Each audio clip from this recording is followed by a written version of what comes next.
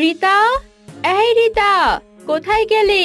সেই কখন মেয়েটাকে বললাম আমার জন্য একটু হলুদ বেটে আন, অথচ এখনো এলো না।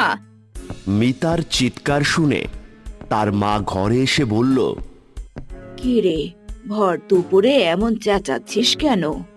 দেখো না মা, সেই কখন তোমার ছোট মেয়েকে বলেছি আমার জন্য একটু হলুদ বেটে আনতে, আমি মুখে মাখবো, অথচ মহারানী এখনো এলো না।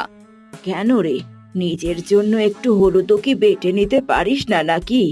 এটা তুমি কি বললে মা? এই হাত দিয়ে আমি হলুদ বাটবো? আমার এমন ফর্সা দুটো হাত হলুদ বাটতে গিয়ে লাল হয়ে যাবে না? তাই বলে নিজের ছোট বোনটাকে দিয়ে এত কাজ করাবি?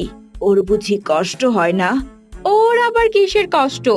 আচ্ছা মা, সত্যি করে বলো তো, ও কি তোমারই মেয়ে? হ্যাঁ। মিতার কথায়